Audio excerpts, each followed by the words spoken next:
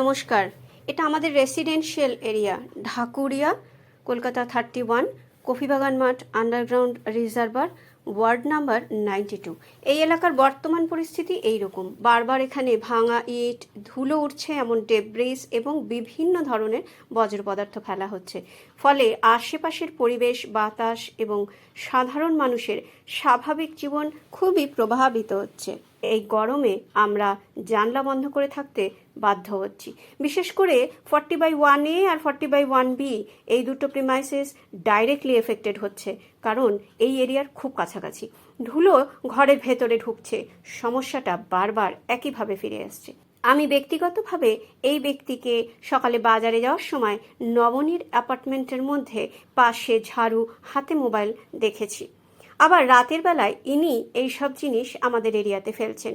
প্রশ্ন করলে উনি বলেছেন উনি কেএমসির লোক, আর এগুলো সমস্তই কেএমসির কাজের অংশ। উনি আমাকে একটি ফোন নম্বরও দিয়েছিলেন এবং সেখানেও আমাকে বলা হয়েছে যে এগুলো কেএমসির কাজের অংশ। বিল্ডিংয়ের জন্য রাবিশ হিসেবে ফেলা হচ্ছে। প্রসঙ্গত বলে রাখি, আমাদের এই রাস্তায় কোনো বিল্ডিংয়ের কাজ হচ্ছে না, কোনো কেএমসির কাজ হচ্ছে না, কোনো কনস্ট্রাকশন বা রিকনস্ট্রাকশনের কাজ হচ্ছে না। তাহলে স্বাভাবিকভাবে আমার একটা ধারণা হচ্ছে, ওনার বক্তব্য অনুযায়ী উনি দিনরাত পরিশ্রম করছেন, প্র্যাকটিক্যালি 24 ঘন্টা কেএমসির কাজ করছেন। দিনের বেলায় আমাদের এরিয়া পরিষ্কার করছেন, রাতের বেলায় নোংরা করছেন, উভয় কেএমসির কাজ করছেন। নিশ্চয়ই খুব প্রশংসনীয় ডেডিকেশন। কিন্তু আমার প্রশ্নটা অন্য জায়গায়।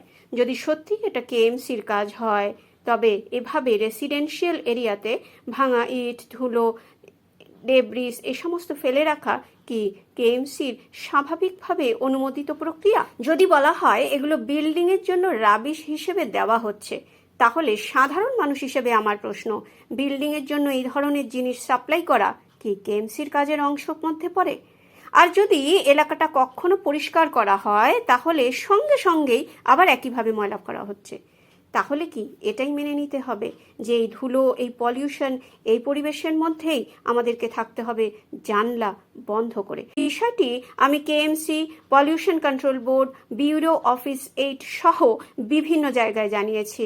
তারপরেও ঘটনাটি আনফর্চুনেটলি বারবার ঘটে চলেছে। স্বাভাবিকভাবেই প্রশ্ন হচ্ছে, এটাই কি অ্যাকসেপ্টেবল নর্ম? এই ভিডিওটি কোনো ব্যক্তিগত আক্রমণের জন্য নয়।